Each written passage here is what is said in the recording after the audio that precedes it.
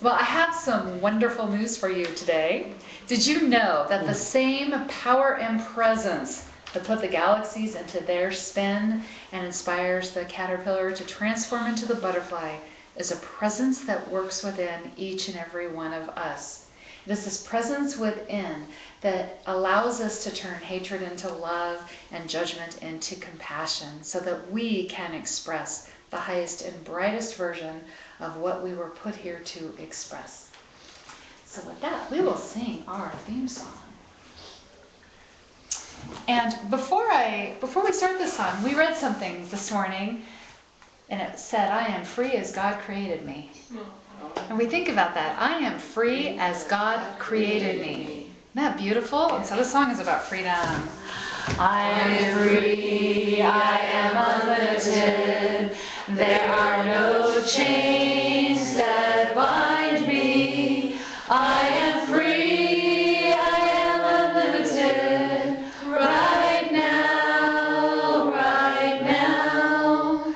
I am free, I am unlimited. There are no chains that bind me. I am free, I am unlimited. Right now, right now. Okay, is there somebody walking in? No? Okay, well, I guess I'll just go ahead and read the announcements. It's always really fun to have Susan do it. She has such a nice flair. And maybe the little one will find me the daily word. See, he's already doing it. He's already on it. Already on it. You just call him little one. I'm his mom. That's right. Susan's on her way in. Susan's on her way in. All right.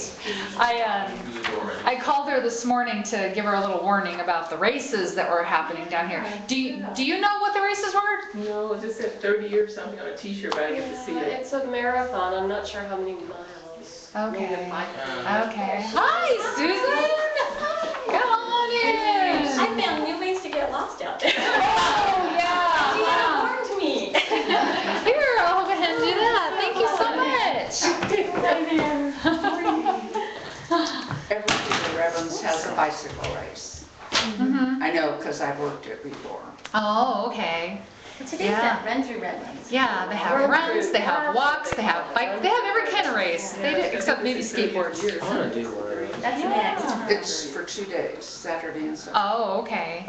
Okay. And I participated in the bicycle when I worked for roof racks. Oh, I okay. brought our roof racks and tried to sell them. Yeah. Did you sell any? No. Oh, so you got to hang out and see all the bicyclists. Yeah. I have a friend who opens her home up to some of the bicyclists at that time period. And she says, so interesting to there was a couple of people from around the country, and she had so much fun with them, and they requested to stay at her house again the next year. Oh. I thought that was kind of fun. So there are a lot of host families that open up. Okay, so Susan will go ahead and read us our daily word and our announcements. Okay, thank you. Apologies for being late. Oh no, we're so just glad you're here. Okay, word for today. We have 4 of them. Let go, let God.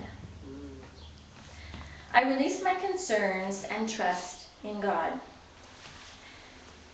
At times I might find myself clutching a worried thought as tightly as I might grip a hammer. My whole body may tense as my mind strikes away at an issue, searching for the answer to a problem or predicament. There's an easier way. I relax my grip and calm my thoughts. I breathe deeply and release my concerns. I do not try to work things out by myself, separate from God. Instead, I open to the flow of God's love and guidance. Accessing infinite wisdom, perfect life, and strength within, I manage whatever needs arise in my life. Even when I think there's no way, God reveals a way. Relaxed and calm, I am attuned to divine guidance. I trust in God and move forward with confidence. From Psalm 56:11, in God I trust, I am not afraid. Our affirmation, I release my concerns and trust in God. I release my concerns and trust in God. Announcements. Book Club started Thursday, March 28th from 6:30 p.m. to 8. It's still going on. They're reading The Untethered Soul by Michael Singer. Meeting is at 316 Brookside, and we're asking for a $5 love donation. If you didn't make it to the first one, don't let that stop you. It's a great book, and Deanna will catch you up. Thursday morning meditations. This coming Thursday, April 25th, Deanna will be holding the last meditation and energy clearing event of this series at 10:45. It'll last till 11:45 a.m. This Thursday, she'll be clearing blame and family issues. 316 Brookside Avenue also, and also asking for a $5 love donation. Course in Miracles meets every Sunday at 10 a.m. And the May potluck. Mother's Day is May 12th, so we'll be celebrating our birthday potluck on the following Sunday, May 19th. There's a sign-up sheet in that. And there really is. Yeah, we fake out those. I know, yeah, we do, huh? Sometimes I don't remember to print it. Sometimes I print it and leave it at home on the printer. Sometimes it just gets left in the basket. There's a sign-out sheet somewhere. Yeah, somewhere, right in the realms. In the realms. Well, my talk today is, I called it Moving Mountains. Moving Mountains, because it was inspired by this verse from the book of Matthew. If you have faith as small as a mustard seed, you can say to this mountain, move from here to there, and the mountain will move. Nothing will be impossible to you. Nothing. I'm wearing a mustard seed today that belonged to my grandmother. So Jesus taught us, there's so many things. He taught us that if we take responsibility for our feelings, our thoughts, our words, and our actions, we take responsibility for all four of those, feelings, thoughts, words, actions, we can have a good outcome. Okay, we can move forward. So we're living our purpose to be, do, live, love, and however that form expresses in our life. Good will follow. Now, Jesus also talked about moving a mountain with the faith of a mustard seed. Okay, he didn't say with the faith the size of a mustard seed, you can, do some traveling like you've always wanted. Okay, he said move a mountain. Now, this is the difference between wanting things or desiring things. That's to obtain something, and there's nothing wrong with that. But an aspiration, to aspire, is to achieve something. That is much, much bigger, okay? Achieving something. We are meant to aspire. We are meant to allow that ocean of energy that is love to work through us so that we are living the high expression that God meant for us to be living. And so, we're all here at church today, and we all think about the things that we want to do to live our higher purpose, to be in alignment with God's will. But sometimes it may feel like, as much as we read about this stuff, study about the stuff, hear about the stuff, talk about the stuff, that things still seem to keep going wrong. And we're like, well, I'm doing all this spiritual stuff, and yet why are things going wrong? And probably most of us on a spiritual path, we use several different tools. We'll pray, we'll use affirmations, we'll set intentions, and we'll have gratitude. Okay, we'll find gratitude for things. But it still may think that things, or still may feel like things aren't working. Hi, Lorna. Hi, sorry. That's okay. So, we want to look then at those things and how we're doing those in our life, right? Now, I do coaching, and over the years, I've listened to my clients and the stories that they tell me. And they'll think that they're telling me a good story about how they're living their life, about how they're doing these things, praying, doing affirmations, setting intentions, finding gratitude. But when I listen to their story from a more objective place, I'm not hearing a story that makes any sense. Okay? I'm not hearing the story that is in alignment with those things. Like one time, I actually had a client talking to me about how she's very much into positive thinking. Okay? Then she gets a phone call. Right in the middle, she answers the phone while she's talking to me, right? While she's paying me money, she takes the phone call, right? And then she complains on the phone. And she's kind of whining. Now, any of us can have this happen to us, all right? We may get on the phone and complain. In fact, I've been doing so much complaining lately. I got my complaint-free bracelet on, okay? My husband this morning, he said, well, you should just put one on each wrist. Because I have two of them. Okay, but the thing is, the story she was telling about being totally positive was not lining up with what she's actually doing, what she's actually, how she's living. Now, it is these stories that we tell ourselves that are moving us toward living our higher purpose, okay, toward having God work through us, or they're moving us away. When we tell stories like this, we're going in circles. So we're only ever going in the right direction for a little while, right? Okay, if you go in a circle, you're going toward it and away, toward it and away. Now, I recently discovered an author named Greg Kuhn, and he wrote a book called Why Quantum Physicists Do Not Fail. Now, he asked me if I would read this book and write a review for him, right? Which I was real excited to, because it turned out to be a great book. But in the book, he says, what makes something good or bad is not the thing itself, but the story you choose to tell yourself about it. Okay, we've heard that before. We've heard that. Last week, one of my friends invited me out to lunch, and she wanted to treat me. So I let her choose the restaurant. She said, we're going to go to the best Mexican food restaurant in all of Redlands. So you know what I thought she meant, right? Cafe Rio. No, we ended up at Jose's. Okay?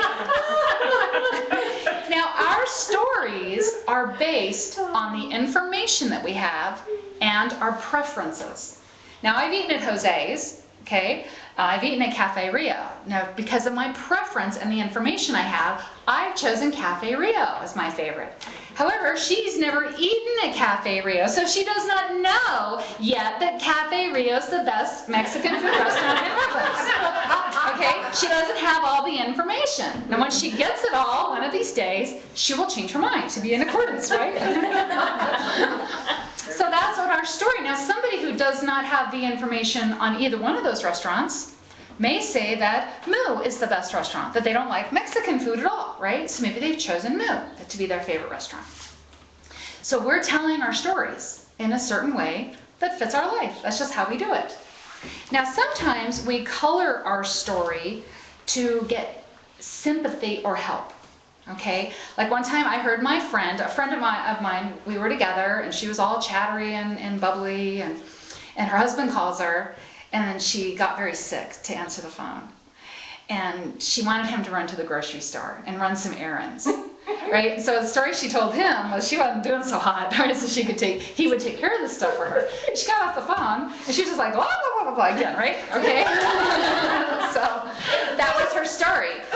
One story she told me didn't line up with the story she told her husband, okay? Now, in this book that I just recently read about quantum physicists, there's a really cute story in there. There's an African king, okay? And he and his best friend are going to go big game hunting, all right? The dark continent has all those mysterious creatures and it's dangerous. So hunting is a big deal. So he and his best friend go hunting. Well, the king takes a shot at a giant wildebeest of some sort, right? And he misses, and the beast runs off. His friend says, oh, no, that's good, that's good. The king says, no, I missed it. I wanted to hit it. No, that's good, that's good. So the king's just kind of like, oh, okay. Well, his friend is helping him with his gun, and the way he reloads it, something goes wrong when the king takes the next shot. He blows his own thumb off, okay, because of this accident. And his friend, like, grabs a cloth of some sort, covers up the open wound, and he says, no, that's good, that's good. The king says, because of you and your ineptness, I've shot my thumb off. This is not good. He was so upset at his friend, when they got home, he imprisoned his friend. He threw him into prison. Now, a year later, his friend is still in prison. The king decides to go hunting, and he's hunting alone because his best friend is imprisoned. He gets captured by cannibals. All right? They tie him up. They got the big cauldron of boiling water going. They're getting ready to throw him in when they notice he has no thumb. Well, they're superstitious people, and they do not believe it's good to eat food that's missing parts of itself. So they let the king go. Yay, huh? So the king, he's like, wow, they would have eaten me if I hadn't shut off my thumb. If my friend hadn't messed up the gun, if my friend had not caused this accident. Then he realizes his friend's been imprisoned for the last year. He goes back home, gets his friend, and he says, I am so sorry. I should have forgiven you. I should have forgiven you. I should never have done this to you. And he told his friend what happened that day. And the friend says, oh, that is good. That is good. That is very, very good. And the king says, well, it's all because of the accident, and I'm so sorry. I should never have imprisoned you. The friend says, no, no, that was good too. It's all good. That was good. That was good. The king says, no, I should have forgiven you right away. It was wrong for me to imprison you. The friend says, no, it was good, because if I had not been in prison, I would have been hunting with you. Yes. So we have stories that we tell based on our perception, based on the information that we have. We're telling a story that may be different from someone else's. The question is the story that we're telling serving us? Okay, is it helping us move toward our goal of living in alignment with God's will for us? There is a verse from Matthew 13:37. For by your words you shall be for by your words you shall be justified, and by your words you shall be condemned. Okay, justified. It also could be validated or confirmed. By your words you will be validated. By your word you will be confirmed. Okay? Our words are important. Jesus was saying, what you say is coming from what we're thinking. Okay? What we're saying means something. Whatever that is, that means something. So we want to look at what we are saying. We want to look at the story that we are telling. And we want to make sure that what we say, the story we tell, makes a difference in our life. Because we're either coming from love or we're coming from fear. So we have stories that we tell and we live in accordance with the story. Like, everyone in this room would say, yes, it is wrong to leave your dog in the car with the windows rolled up in the summertime. This is wrong. This is cruel to do this. It's too hot out there. We live here in this area. It is too hot. And so we would live in accordance with that belief. If we were driving around in the summer and it was really hot and we had our dog with us, we'd choose a drive-through instead of leaving the dog with the car in the car, right? We would live in accordance with that belief. We would be in alignment with that belief. Okay, now this next belief, we would have to choose one way or the other. Parking in a handicapped parking spot is always wrong. It's wrong to do that. Now I would say, yeah, it is. For me. Because I can walk across a big parking lot. I don't have a blue placard in my car. It would be wrong for me to take that spot when somebody else could really use that spot, right? However, someone who has the blue placard and needs to be parked close to where it is they want to go, their story would be, it's right to park in this spot. And all of us would live in alignment with our belief about that, whether we believe, yes, park there, or no, don't park there. We're living our life according to that.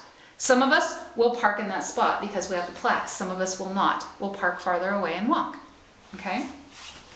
So we want to be in alignment with our belief so our story makes sense to us. Now sometimes our actions don't line up with the story we're telling. Okay? We tell one story, we tell a story, but then we act like we don't believe the story we just told. Like, it is bad to eat fast food. Okay, that's my story. I say it is bad to eat fast food.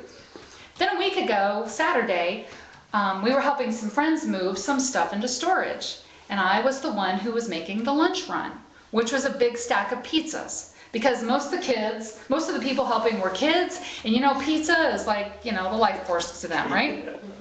However, I knew I wouldn't feel very well if I ate pizza. Now, I decided to choose the lesser of two evils, I thought, and I chose Del Taco. And my story is fast food is bad. Then I drove through Del Taco. And then I didn't feel so good. Okay? It turns out Del Taco is not the lesser evil. of anything that I can think of, okay? I love the food, it tastes delicious, and for about 10 minutes I'm fine. Then I'm not feeling so bad. It's important to pay attention to our stories, okay? Now after I felt so miserable after that little trip, yesterday my family helped the same family to now move into their apartment. I remembered my story about fast food being bad. I packed my lunch and took it, okay? Then I'm in alignment with the story that I'm telling, okay? And when we are not living in alignment with our stories, we're lying to ourselves. We're out of integrity with ourselves. By our words, we will be justified. By our words, we will be condemned, okay? Are we lying to ourselves about things? So we want to practice listening to our stories, and we want to then tell the best story that we can. Okay, not make up some story that doesn't mean anything to us. Tell the best story that we can. Tell a story that we can believe in. Tell a story that lines up with who we are and who we are meant to be and what it is that we're meant to be expressing, so that we get that happy outcome of living our higher purpose. So by our words we're judged, justified. By our words we're condemned. What words are we using when we talk about ourselves? Do we ever say, I am, to something like a loser? I am frustrated. I am somebody with no talent. I am rotten. I am lazy. Okay? Are we ever saying that? That is out of integrity with who we are. I am is who we are. We are a divine child of a loving creator. We're not our actions. We're not our behaviors. Okay, there is a big difference between I am and I feel. Okay, I feel frustrated. Sometimes it happens to everybody, but it's not who I am. Who I am is a divine child of a loving creator. Okay, I am sick. That's not who I am. I am a divine child of a loving creator. I feel sick. I have some kind of sickness. Okay, but I am a divine child of a loving creator. One is who we are. One is our experience. We will also want to see our beliefs objectively. We want to look at our belief system without judging it. Now, are we looking at the world and seeing how God works through everybody else? Are we seeing how God works through us? Or are we seeing a world filled with chaos and suffering? If we are able to say, I am a divine child of a loving creator, can we believe that? Do we believe that? Everyone else is a divine child of a loving creator, no matter their bad behavior, no matter what things they present to the world. Can we still believe that? In the book of 1 John, John says, he who does not love does not know God, for God is love. Love and being loving means being in alignment with God. Okay, that's how we know God. We're in alignment with God because we're loving, we're from love, we were created out of love, we are love, that's what we are, that's where we come from. When we are not loving, we can't know God, that just means we're unaware. We are unaware. But does it change who we are? We are still a divine child of a loving creator. We've just forgotten, but it's still in there. Now, when we are loving, we are coming from and we are expressing love. We are seeing the light in ourselves and others. We are allowing ourselves to be free from judgment. We are enjoying our journey. We enjoy our journey because we know we are moving, breathing, being, doing love. Okay, we are living our higher purpose. We remember that God works through everyone. How we see the world reflects whether we're coming from love or whether we're coming from limitation. So we want to know what kind of story we're telling about ourselves and about our life. To really know the story, we first want to think about our aspirations. Okay, our aspiration is to be, do, live, love, and then however that expresses itself in the world. So are we getting there? Okay, do we feel good about it? Do we feel like the journey is joyful? okay, then we're probably in alignment with our beliefs. Our beliefs are lining up with where we're supposed to be. But if we are feeling lack, then we want to look at our story. If we feel like we're not quite getting there, we want to look at our story. Now, most of us like to use things like the prayer, affirmations, intention, setting intentions, and using gratitude. Okay, those all feel good to use, all right? But sometimes we're using those things and it still does not feel like they're working. And many times people will blame themselves then for this. Okay, they're praying, but the prayer they're wanting is not coming through. Okay, it must be that they're doing something wrong. The affirmations aren't working. Why can everybody else use affirmations and seem to work so great for them, but not for me? Okay, I set intentions. Why aren't my intentions doing something for me when other people on the internet are making, $500,000 a month by setting their big intentions? All right? Gratitude, right? What if I'm really not grateful I lost my job? Am I a bad person because I can't find gratitude over that? What if I just went through a divorce? How am I supposed to be grateful for that? What if I really can't find gratitude, right? Am I a bad person? We want to acknowledge our feelings, okay? We're telling a story that is making us feel bad somehow. We're feeling like we're failing at it. We're not. We just want to acknowledge our feelings. We've talked about this a lot in the Untethered Soul, how, you know what, we have feelings come when something comes up. We should honor them. If something bad happened and we get upset, honor that part of us. So we want to honor our feelings, and then we can take a second look at those things that we do, like with our prayers. Okay, if we're praying to instantly have something and it's not happening, what we can do is change our prayer to something like, Dear God, Mother, Father, God, please guide me. Fill me with inspiration so I know the next step to take. I want my will to be in alignment with higher will. And I'm willing to be open to hear the next step that is good for me. And I'll just, whatever that is. I understand I can't, see the entire staircase, so I'm willing to look at one step at a time. Okay? So that could be our prayer. Okay? Just take an incremental step in that. Our affirmations. I had a client one time, and she had read the Louise Hay book, You Can Heal Your Life. She came to me and her affirmations were written on a piece of paper. She had read them so many times. The paper felt almost like cloth. It had been opened and folded, probably hundreds of times. She had rheumatoid arthritis and a difficult marriage. And so her affirmation for the rheumatoid arthritis was, I feel good, I am strong and healthy. Her affirmation for her difficult marriage was, I'm married to a great man. Okay? Those are her affirmations. She tells me they don't feel like they're working at all. They're not making her feel any better. There's no change. She feels terrible. Her husband's driving her crazy. They've been married for over 40 years, though, and she's not about to divorce him. Okay?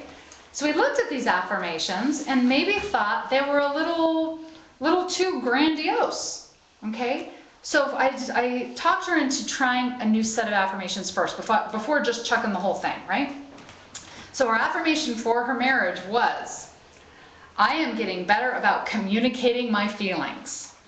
Every day I'm getting a little better. I'm remembering to share information with my husband, and I feel like we're getting better at listening to each other. Okay? It wasn't an instantaneous healing. We like instantaneous gratification. That can kind of be the problem with some of our prayers and affirmations, right? Anyway, then for her rheumatoid arthritis, it was, every day I'm feeling a little bit better. I'm getting new information every day, and I'm learning new things to do, and every day it just seems to improve a little bit, and I'm feeling good about where I'm moving. Now, something interesting she had told me before she started the affirmation. Her husband gets up at night after dinner and just leaves all the dirty dishes and everything for her to put away. And yet she says, well, he knows I'm in a lot of pain because of my rheumatoid arthritis. Okay, well, it turns out he didn't really register this. And he was doing what his dad did before him, leaving the woman to clean up everything, right? And then he was doing what she had allowed him to do for the previous 40 years. But when she was telling him what was going on, how she was in a lot of pain, he wanted to be helpful. He didn't want her hurting. Okay, and so that really changed something. But see, the affirmation was not about instantaneous change. It was taking steps. It was gentler, and it was more believable for her. So our affirmations need to be believable for us.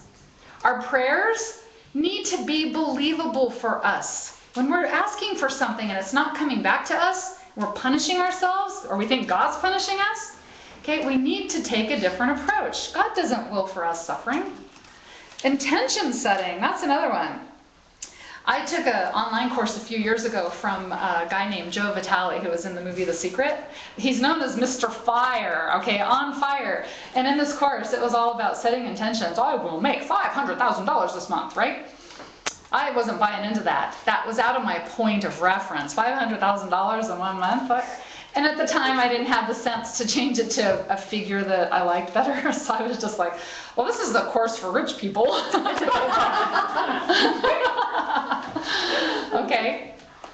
I used to, a couple years ago, I lost some weight and it felt really good. But before that, I would set my intention to lose weight, right? And it would be, my intention is to lose 50 pounds in 2 years. No, I would never say 2 years. I would say like 2 months. I wanted it instantaneously, right? So my intention, lose 50 pounds in 2 months. And then while I'm eating a cheeseburger, I'd be like to the universe, yeah, good luck with that. I don't know what you're going to do to help me. Okay, that intention, it wasn't believable for me. Okay, so I chose a new intention. I'm getting better at making healthy eating choices. Every day I learn something new. And some days I do really good and I'm really proud of myself. Okay, that's a better intention. Okay, gratitude. If you're not grateful for something, don't try to pretend to be grateful for it. That would just be crazy and it makes us feel bad. Because if we really don't start feeling gratitude over it, we may start thinking we're the failure. All these other spiritual people, you know, Wayne Dyer was grateful for his leukemia. How did he get through that, right? Like, well, I'm not Wayne Dyer, okay? You know, and I would bet he probably went through a process. Okay, he probably went through a process. He probably said, plus he's had years of training, he probably may have said, how do I start this off? Okay, I'm going to do this in a believable way. Okay, if we lost our job, if we're divorced, if we've done something, if we've gotten a terrible illness, we don't have to be thankful for that. And we can take a little time to honor ourselves for it. Okay, it was tough. Something was tough on me. Something was hard in my life. But I can be grateful that I've had other times when it's been hard and I've moved through them. And I can be grateful that I know people who are loving and supportive. And I can be grateful that I know people who something worse happened to them and they got through it. And I do believe if it's been done, it can be done. Okay, so we can go through the process, honor our feelings. Honor our feelings instead of pretending we're getting all this right and then feeling the sting of failure all the time. In the book of Proverbs, it says, protect your heart, for out of it are all the issues of life. I know you hear me say this every few months because it's one of my favorite verses. Protect our hearts. Out of it are the issues of life. Our feelings tell us about our beliefs and about how we're moving toward our aspirations. Now, when we protect our hearts, it's not about blocking something out of there. It's not about saying, I will never love again. I will never have that pain. Okay, it's not about that at all. Protecting our hearts means we're putting ourselves in alignment with God. We're remembering the force that works for us by working through us. Okay, it is objectively looking at our life and choosing to tell a better story. In the Course in Miracles, it says, there is no way we can escape negative experiences without being willing to change our negative thoughts. Okay, so I'm going to say that one more time. There is no way we can escape a negative experience without being willing to change our negative thoughts. Okay, staying in negativity means we don't believe God is working through that situation. God's forgotten it. God doesn't see it. God sees everything except this one thing that's really bugging me. Right? Viktor Frankl was an author of the book Man's Search for Meaning. Viktor Frankl was taken to the concentration camps in the Nazi war. Viktor Frankl lost his whole family and every person that he loved, all of his friends. And yet he still continued to tell a better story while he was there. He still continued to have hope, believe in God working through him, Even when all this horror and suffering was happening around him, he still continued to tell this story. Even when the people he knew there said, how can you say these things? How can you believe in these things? Look at the suffering. Look at the people who are dying. Viktor Frankl survived, and he wrote a book, Man's Search for Meaning. Man's search for meaning is that we have to be able to find hope. Okay, we have to have hope or we can't go forward. Protecting our heart means we're lining up with God, okay, to let that force work through us. That force that no man can stand against. Remember, that's the force. Do we feel good about our journey? Okay, that's how we know if our stories are moving us toward our higher purpose, if our stories are in alignment with God's stories for us. Okay, are we feeling good about our journey? If we say yes, well then it means our belief matches our story and we're in alignment. If we say no, it means there's something that's not in alignment. So we want to then look at our feelings, pay attention to our feelings. Our feelings are telling us about our experience. Okay, like my feelings last week telling me I was not experiencing the best Mexican food restaurant in Redlands. Okay, our feelings are telling us what our experience is. So we pay attention to those feelings. It's not necessarily the truth about what's happening because we know. We tell our stories based on the information we have, based on our perceptions. Okay, that's our version. I learned something a few years ago watching the movie What the Bleep. When you think a thought, there's a neural thing that happens in the brain. It travels a certain path according to the feeling behind the thought. Okay? So you know how a dog runs around a yard over and over, barking at whatever, and it creates a little trail in the grass? Suddenly it's just dirt, right? We've got the same kind of thing happening in our brain. If we feel stressed out, a little pathway is created. And the more we get stressed out, the deeper the groove for that pathway. So we'll tend to more often just go there without really thinking about it. It causes us to react and just go without thinking. Well, what I learned recently in this book, Why Quantum Physicists Do Not Fail, was that not only do we have pathways that are being created, when we have a thought, the brain releases a substance. It's a neuropeptide. And it's some kind of protein that feeds the neurons. Now, if you're having a stressful reaction, the peptide will have a certain flavor. If you're having an inner peaceful reaction, the peptide will have a different flavor. The cells get used to the peptide that they get the most. They don't care if it's frustration, anger, love, inner peace. Okay? They just get used to whatever is happening, whatever they're receiving the most. So not only do you have these little pathways being created in your brain, you're also addicting your cells to a peptide release because of a specific emotion. So our cells are going to start teaching us to react.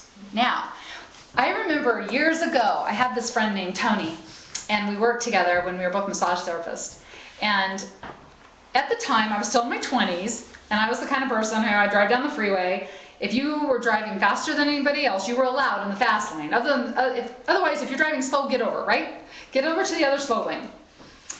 And nobody should ever cut you off because that's rude. Okay? Well, it's rude. But I would get really mad, and I would speed up and try to keep people from cutting me off. And I would be all stressed out while I was on the road because I'm worried. Somebody cutting me off, is somebody trying to get around me, I've got to be the fastest person. Okay? I was a mess. I was an absolute mess. So I'm driving with my friend Tony one day. And Tony radiates inner peace. He gets in the fast lane, and he goes 55 miles an hour. I'm his passenger. There's cars cutting us off. And he just slows down, lets them in.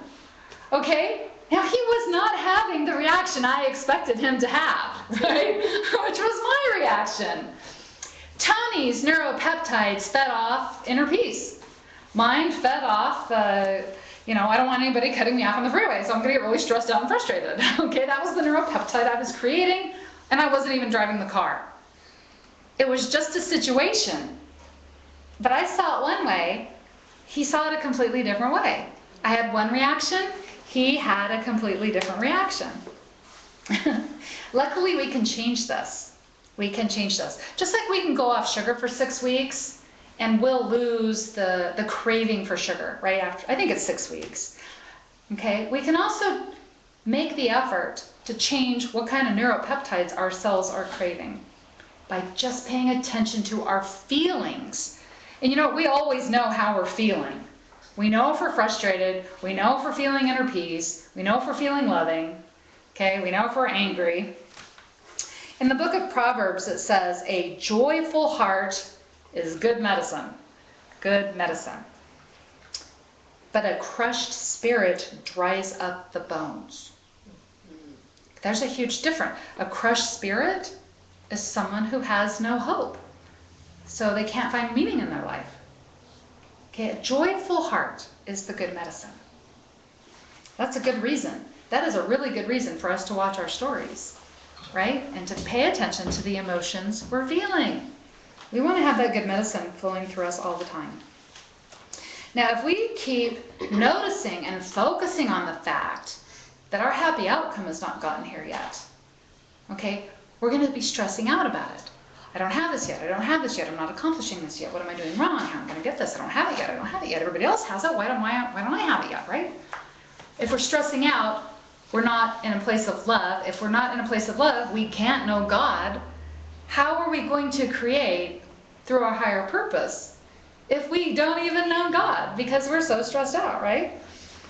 So we want to come from that space of love. We want to think about our story. We want to look at our prayers, our affirmations, our intentions, our gratitude. We want to look at how we're talking to ourselves. Are we saying, I am a divine child of a loving creator.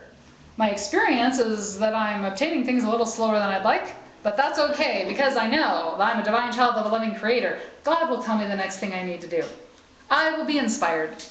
Sometimes I feel that frustration, but I know it will pass because that's not who I am. Who I am is a divine child of a loving creator. My birthright is inner peace and love. And if I let go of my frustration, I can have that other thing because that's who I am. Okay? Jesus said that we first just need to have the faith of a mustard seed, okay, to move that mountain. The mustard seed is very teeny. Very teeny. We just need a teeny bit of faith first. Okay, first. Now there's a saying, when I see it, I'll believe it. Have you heard people say that? When I see it, I'll believe it. Right? When I see it, I'll believe it. When I was in astronomy class years ago, I was in this astronomy lab, and it was really a fun class. Really fun. Except for the lab, I guess. There was really a lot of math, and I didn't care for that too much. But the people were fun, and I like planets and space and telescopes. So, but there was a lab assistant. Okay, and he was about 20 years older than me, and he had long, wild, white hair, and he dressed like a hippie, and he would wear it in a ponytail.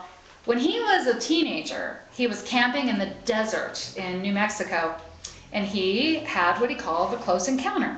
He believed that he saw a UFO. He believed it with all of his heart. And ever since then, which probably had been 40 years at that point, he would go to the desert with his friends. They would wait. He said he had several experiences where they would see weird lights in the sky. Okay? Because of that experience, because he knew for sure, he just knew that we were not alone. Okay? There is a big, big universe, and there is life out there. We are not alone. He did not see the little dramas that play out here as big. He saw it all as small stuff. Okay? All of it as small stuff. I thought it was pretty amazing that he lived so in alignment with his beliefs. He was so authentic with those beliefs and just not sweating the small stuff because there's a gigantic world out there that we know nothing about. Well, I was trying to tell a friend of mine about this experience and how this guy had seen UFOs. My friend said, well, I don't believe it unless I see it. And I'm not like that. I was like, well, I wouldn't say for sure I believe in UFOs, but I also wouldn't shut the door on it. Okay, I wouldn't say no way either. I'm just like, well, whatever happens. I'm open. I'm open. My friend's like, no, I believe it if I see it. I don't believe it. I said, well, how about spirits? How about ghosts? I've seen a ghost, you know. He's like, no, I've never seen a ghost. I don't believe it. Okay, well, how about angels? I have seen an angel. He's like, no, I don't believe it. I don't believe it. I realized that all of these things I believed first. Okay? But he's not willing to be open. And that's, you know, that's just whatever it is, right? In the book of Hebrews, it says, faith is the substance of things hoped for, the evidence of things not seen. Faith is what comes first. Now, Jesus talked about faith in the size of a mustard seed. That's pretty tiny. And how we could move mountains. Now, mustard seed, there's some interesting facts I learned about the mustard seed. It can grow up to a 15-foot tall tree. It can grow 15 feet tall. Now, I don't know about the wild yellow mustard that we have here, but maybe in the Middle East, Jesus did talk about the mustard growing into a tree, providing shelter for the birds of heaven. It was in rabbinic folklore, it was considered unclean, and it was prohibited from planting in your garden. Because if you planted a mustard seed in your garden, it would cause disorder and chaos. That was unclean. Disorder and chaos are unholy, and your garden must be ordered. Now, what's funny about the idea of disorder, we were talking about this earlier, I think. Disorder, chaos, comes when we're trying to create order in the universe instead of allowing God to create that order. Now, when we're not following divine will, it is still trying to work its way in our life. So if we're trying to ignore divine will, what's our life going to feel like, right? Chaos. Because there's a part of us being pulled by spirit, and there's a part of us that wants to fight to do it our own way. When we're fighting to do it our way, that creates chaos. That's where the disorder comes from. Now, Jesus used the mustard seed as a metaphor for the kingdom of God. Okay, to plant it in the field, it grows to a tree to protect the birds of heaven. It protects and it shelters. That's the key right there. The mustard seed is the good idea that we plant in the field of creative potential. And it grows into something real for us. So we only need that teeny bit of faith. Could you bring those 2 plates in here, baby?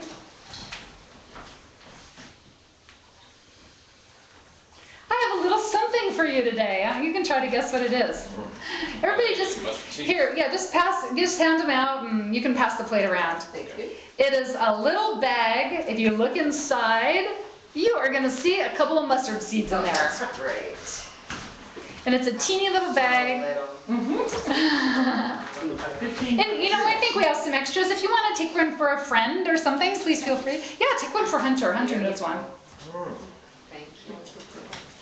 Now, when you look at this teeny little seed, this is the metaphor for what we're capable of. Jesus said this was what we needed to tell a mountain to move, and it would move. This little tiny thing that you see, that you hold in this little bag, that's all we need. We just need a little bit of faith that is just that big, okay? Because as we practice having faith, what happens? Well, what happens if you plant that in the field? It grows. As we practice having faith, it grows. So to start off, we don't even need to be all that good at it. Okay, we don't. We just need to be this good. That good. Everybody can be that good at something, right? Everybody can. Okay, so we just have this much faith. We just improve our story by this much. Just a teeny, teeny bit. We improve our story.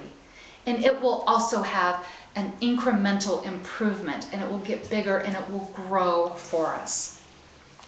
In the book of Hebrews, it says, "For the word of God is living and active, sharper than any two-edged sword, piercing to the division of soul and spirit, of joints and marrow, and discerning the thoughts and intentions of the heart." It's really powerful. The Word of God is living and active. Everything that goes through our head, we're expressing it. God put creative potential inside of us. How we use that is up to us. Are we creating from fear? Or are we creating from love? God left that up to us. Okay? God left that up to us so that we can choose to be aware, to love, to know God. Okay? That is that creative potential. This word is sharper than any two-edged sword. Okay? It pierces the division of soul and spirit, or of joints and marrow. The word has a much stronger effect than most people imagine. or give credit to it. Okay? Many people wouldn't say it had any power. Yet it's saying right here, sharper than anything. Okay, sharper than a two-edged sword. What's sharper than a two-edged sword? I can't think of it. What we are is our thoughts and our intentions. Okay, we are our thoughts and our intentions.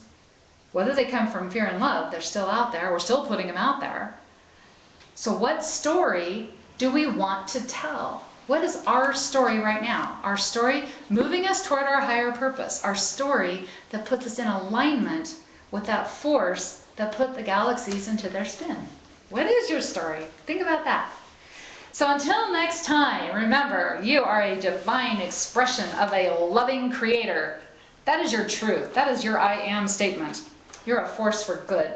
You are a light and you light the way. With every beat of your heart and with every breath you take, you are radiating light and love out into the world around you. In everything you do, you are blessed, and so it is. Amen.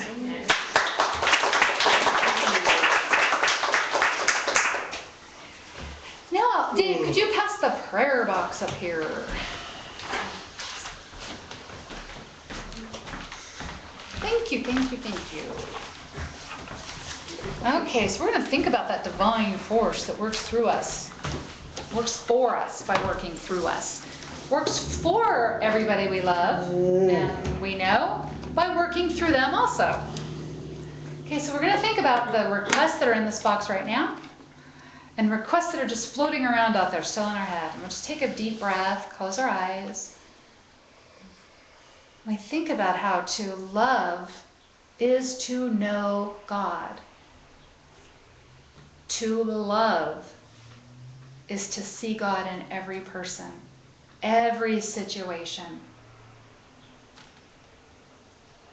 And we think about those looking for healing and wholeness and love and support. And we see them receiving everything that they need so that they can aspire to move that mountain. They can have the awareness of God working through them. They remember who they really are. The divine child of a loving creator. We think about our own cares and concerns, any worries that we have for ourselves or for someone we know and love. And we just put that out there for God right now. We know that God sees, works through all things, loves and heals us through each and every person.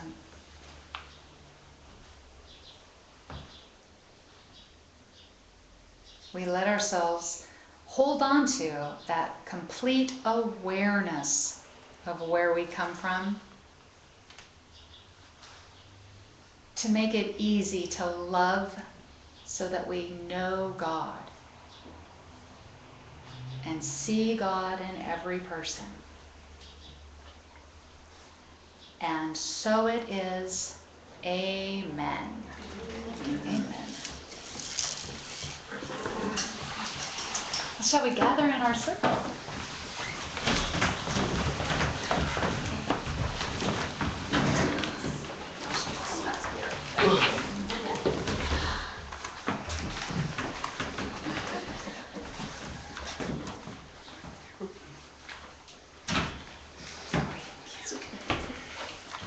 Let there be peace on earth, and let it begin with me.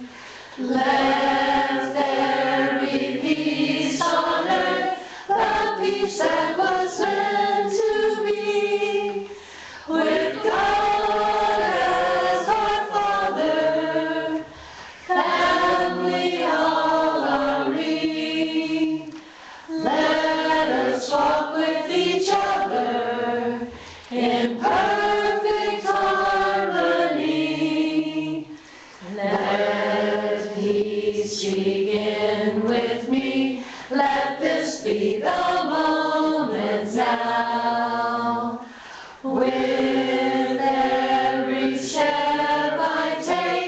Let this be my joyous vow, to take each moment and live each moment in peace eternally.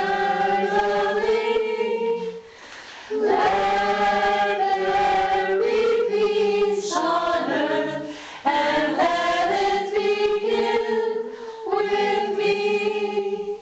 And we know for sure that the light of God surrounds us, the love of God enfolds us, the power of God protects us, and the presence of God watches over us. Wherever we are, God is, and all is well. Amen. Now, Macy brought her world-famous rainbow cupcakes. Cookies out there. Happy birthday, oh, we can sing happy birthday. Sure. Happy birthday to you. Happy birthday to you. Happy birthday, dear Macy. Happy birthday to you. God is blessing you now. God is blessing you now. God is blessing you now. God is blessing you now. Next birthday Sunday potluck, right? Yeah.